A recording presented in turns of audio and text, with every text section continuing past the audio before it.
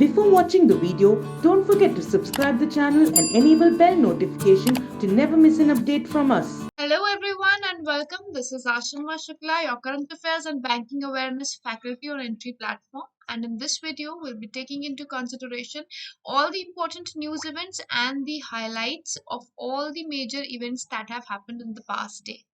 We'll be taking into consideration all the news events which are important from examination point of view. And for those who want to practice the questions, for them we have everyday live quiz that happens completely free of cost on Entri app. You can download app from the link which is provided in the description section below. And from there you can get your everyday practice and testing on how well you prepared you are in current affairs section. Let's begin the discussion of our news events with the first news event regarding NABARD. That is, NABARD has sanctioned an amount of 388 crore rupees for the drinking water and road projects in the state of Odisha. Now, this allotment has happened by NABARD for four mega piped drinking water supply projects and for upgrading 20 village roads across 15 districts in the state. The allotment has happened under the Rural Infrastructure Development Fund or RIDF, which is of NABARD. Now, these four drinking water supply projects, they will envisage providing about 70 liter per capacity per day clean, safe, hygienic, portable drinking water to the community, and that is via functional household tap connection, and it is going to provide 8 hours of water supply in a day. Now, the water projects include one each in Koraput district. The districts which we are talking about are Koraput district, one in Koraput district, one in the Balasore district, and two in Malkangiri district. Malkangiri district.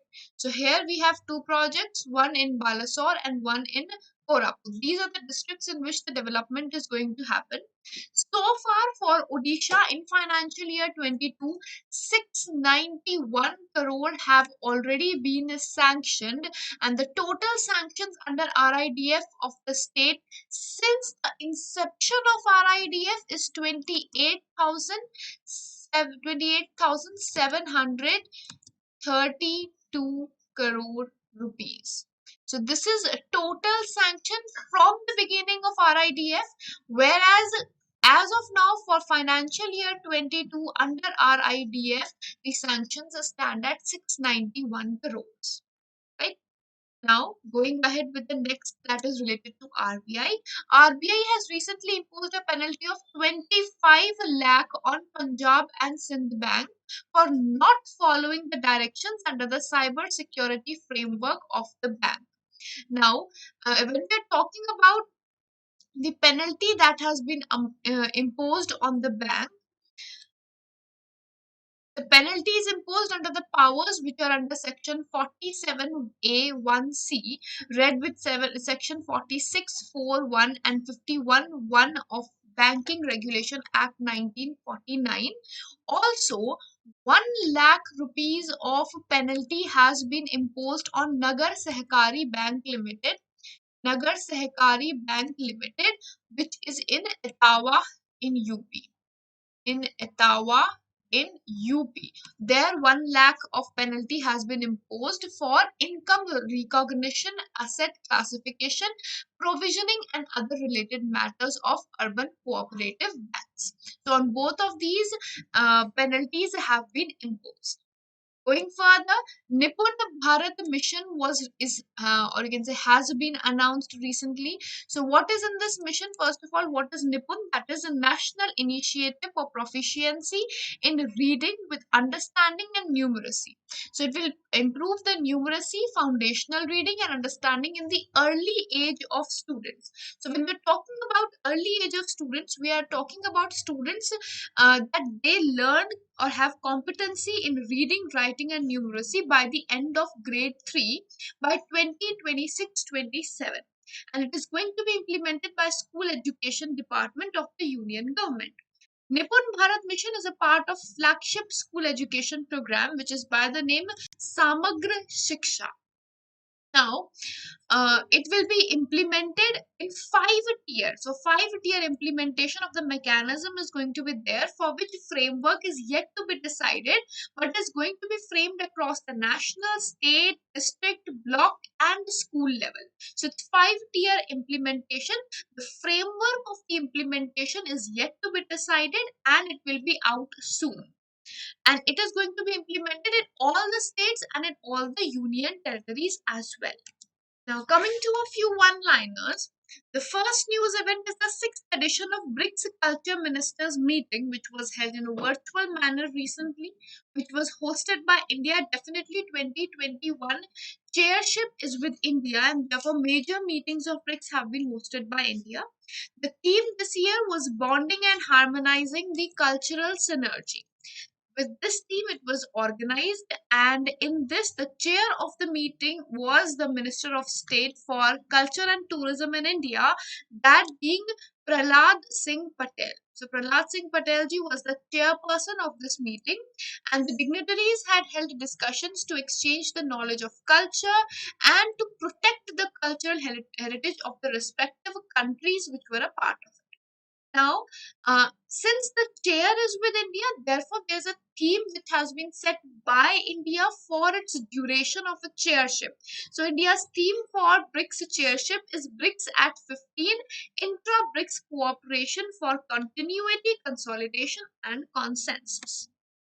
Indian Space Research Organization, or ISRO, has approved to help the government of India to implement satellite TV classrooms for school students recently.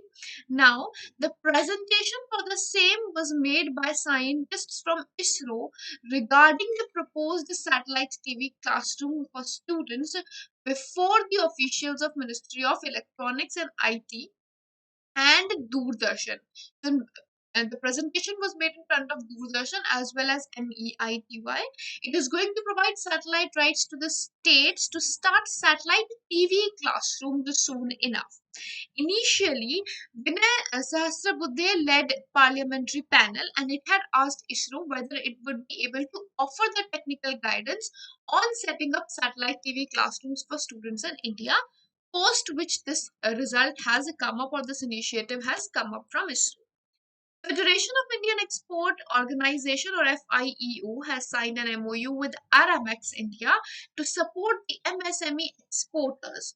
So they're going to offer access to cost efficiency, seamless business execution, and reliable logistics solution to the MSME experts.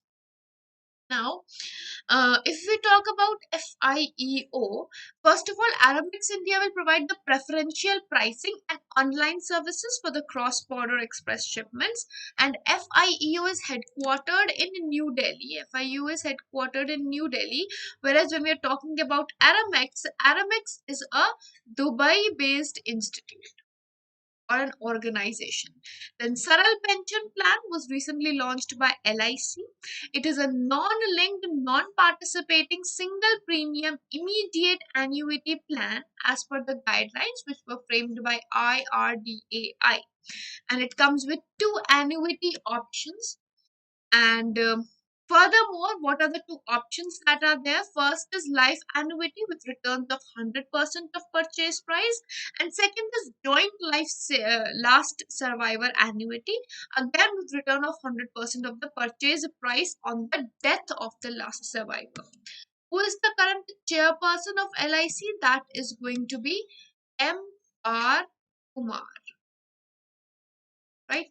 Next, Union Minister Prakash Javadekar, he inaugurated Asia's longest and world's fifth largest, that is NATTRACS, National Automotive Test Tracks, high-speed tracks in Pithampur district of Indore, MP, and its length is approximately 11.3 kilometers long, and it was built under the National Automotive Testing and R&D Research Projects of Ministry of Heavy Industries and Public Enterprise. WHO has recently certified that China is malaria free now completely. The decision is after about 7 decades of scientific research and public health measures that have been taken by China for eradication of the disease. Government has launched the 6 technology innovation programs or platforms which are going to focus on the development of technology for globally competitive manufacturing in India. So the central program has been launched, and it was launched by Union Minister of Heavy Industries and Public Enterprise, that is Prakash Javadekar ji, and it's all going to bring technical resources from all parts of the world and the concerned industry on a single platform. Next, we have government which has asked NPCI to launch a platform for electronic vaccine vouchers recently. And as per the announcement, the vouchers are going to be similar to the electronic prepaid instruments, and they will only be used for vaccination. Electronic vaccine vouchers will also enable private sector to plan when it comes to booking orders with vaccine manufacturers, and the banks will offer vouchers as a payment service in partnership with technology service providers. RBI's 23rd issue of biannual financial stability report of 2021 for the scheduled commercial banks and non-performing assets was released, according to which the gross NPAs have increased to 9.8% in March 2022 from 7.48% in March 2021. So expected increase in NPAs or non-performing assets as per the recent report is at 9.8%. Indian Overseas Bank has become the second most valued listed public sector bank with market capitalization of about 50,000 crores. It has surpassed PNB and BOB. Indian Overseas Bank has market capitalization of 51,887 crore rupees as of now, and IOB is headquartered in Chennai. India's second largest stadium is going to be built in Jaipur. The total cost is going to be 290 crores, out of which BCCI is going to give out 100 crores for infrastructure. 100 crore will be the loan from bank, and 90 crore will be taken from Rajasthan Cricket Association funds and sale of boxes and premium seat sponsorships as and when needed. Demand Side Management AC scheme was launched by Power Minister of Haryana Ranjit Chautala ji, according to which the scheme has announced that people of rural and urban areas can promote energy conservation by purchasing new ACs on exchange of old ones, and there is going to be a subsidy also which is going to be given to the people for the same reason. So for urban and rural, separate subsidies are there. 2,000 for new AC subsidy, whereas on exchange they'll be getting 4,000 in urban region, whereas in rural region they're going to get 4,000 rupees subsidy, whereas on exchange they'll be getting 8,000 of subsidy. Shopsy, the name of a mobile app which was launched by Flipkart, is allowing the commencing of online business without any investment. A book recently, Nathuram Godse, The True Story of Gandhi's Assassin, has recently been released, and the author of the book is Dhaval Kulkarni. In appointments, we have Advocate Kalyan Narayan Bhattacharya, who has been appointed as the new Lokayukta of Tripura, and Pushkar Singh Dhami has been appointed as Chief Minister of Uttarakhand after the resignation of Tirath Singh Rawat. He recently resigned from the position. Then we have Shambhu Nath Shrivastava, who has been appointed as the chairperson of Indian Federation of United Nations Association, or IFUNA, which is headquartered in New Delhi. Then Shrisha Bandla has become the second Indian-born woman to fly in space after Kalpana Chawla, who was the first Indian-born. She'll be going among the. She's a part of a 6 crew members aboard for Richard Branson Virgin Galactic flight called VSS Unity, which will be leaving off to space on 11th of July from New Mexico.